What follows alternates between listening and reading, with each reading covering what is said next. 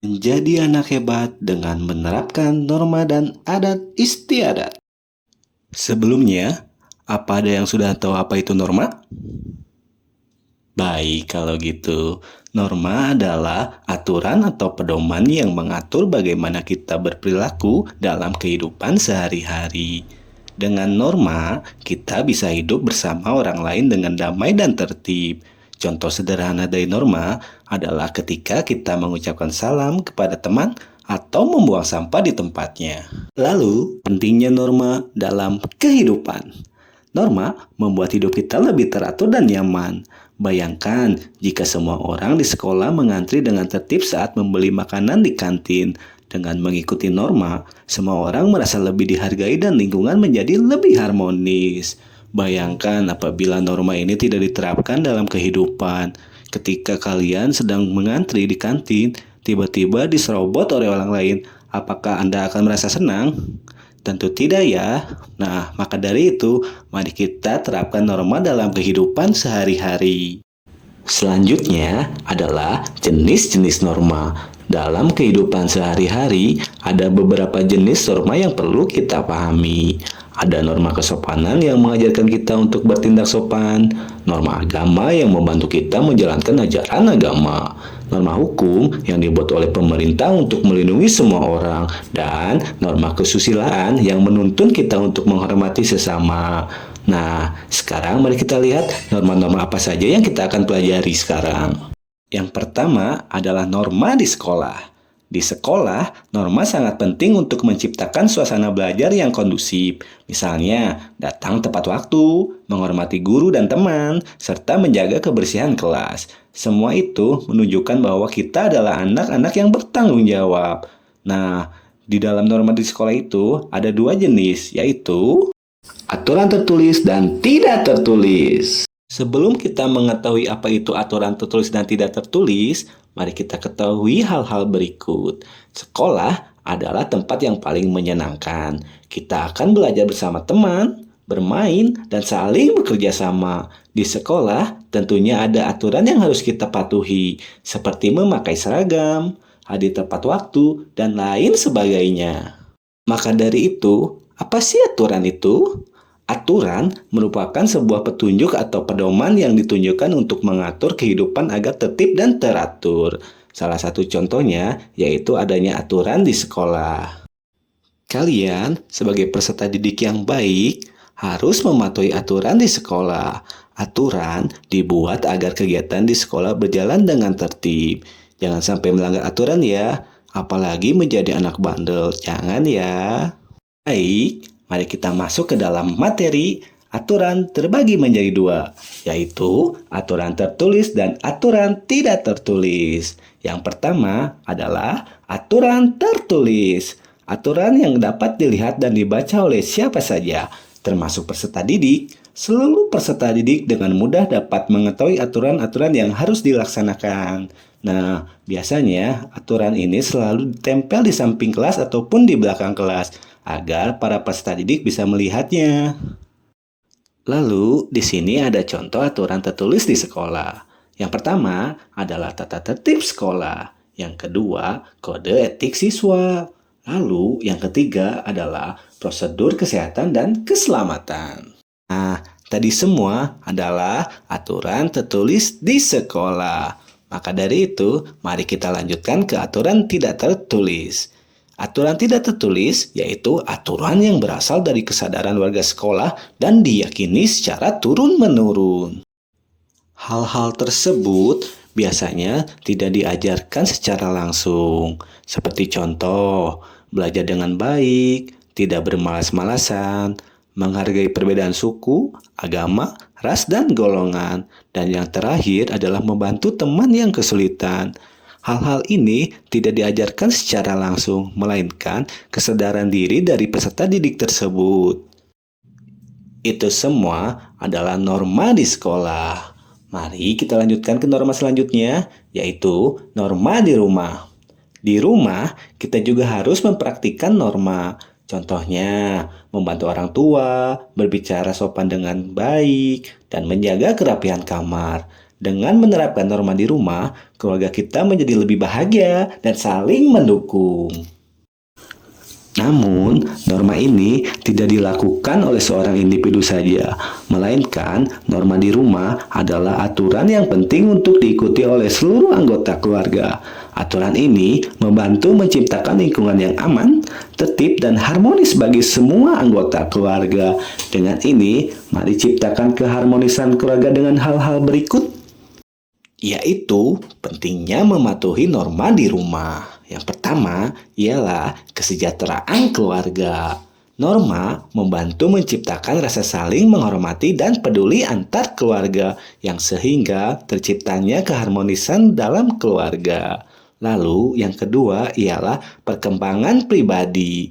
Norma mengajarkan disiplin, tanggung jawab, dan nilai-nilai positif bagi kalian, sehingga kalian menjadi pribadi yang lebih baik lagi. Dan berikut adalah contoh perilakunya. Yang pertama adalah bangun pagi dan tidur malam tepat waktu. Yang kedua, selesaikan tugas sekolah dengan sungguh-sungguh. Yang ketiga, membantu orang tua dengan melakukan pekerjaan rumah. Yang keempat, menghormati orang tua dan anggota keluarga lainnya. Yang kelima adalah membersihkan kamar, meja belajar, dan area bermain. Lalu yang keenam adalah membantu mencuci piring atau menata meja makan. Dan yang terakhir adalah menunjukkan kasih sayang dan perhatian kepada orang tua dan anggota keluarga lainnya. Nah, itu semua adalah norma di rumah.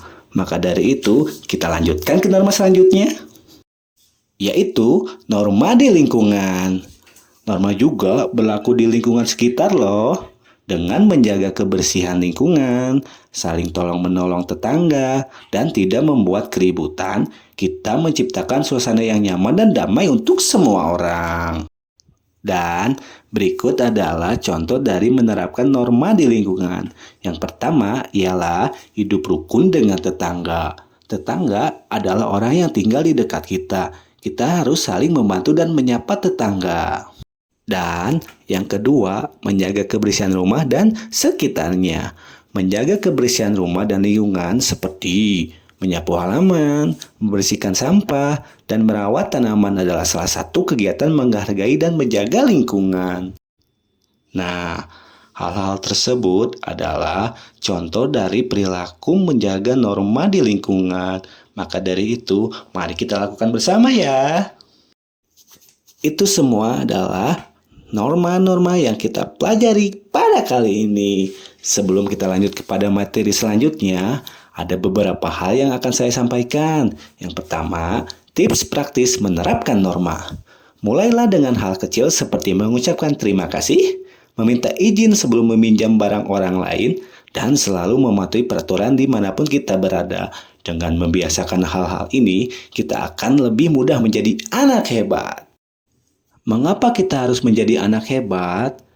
Karena menjadi anak hebat ada beberapa manfaatnya, seperti manfaat menjadi anak hebat dengan norma. Ketika kita hidup dengan mengikuti norma, kita menjadi anak yang dipercaya, dihormati, dan disayangi oleh orang lain. Tidak hanya itu, kita juga memberikan contoh baik bagi teman-teman sekitar kita. Maka dari itu, mari bersama-sama menerapkan norma dalam kehidupan sehari-hari untuk menjadi anak yang hebat dan membawa perubahan bagi lingkungan kita. Setelah kita mempelajari norma, mari kita masuk ke adat istiadat. Sebelumnya, apa di sini ada yang tahu apa itu adat istiadat? Betul, adat istiadat adalah kebiasaan dan tradisi yang diwariskan dari generasi ke generasi dalam sebuah komunitas atau masyarakat tertentu. Berhubungan kita telah mempelajari tentang norma, kebetulan nih, dalam adat istiadat ada yang disebut dengan norma adat. Norma adat adalah aturan yang tumbuh dari kebiasaan dalam suatu masyarakat, diwariskan turun-menurun untuk menjaga tradisi dan keharmonisan sosial. Contohnya, seperti mengikuti upacara adat saat pernikahan, mengenakan pakaian adat saat acara tertentu, dan menghormati tradisi masyarakat setempat. Adapun fungsi adat istiadat.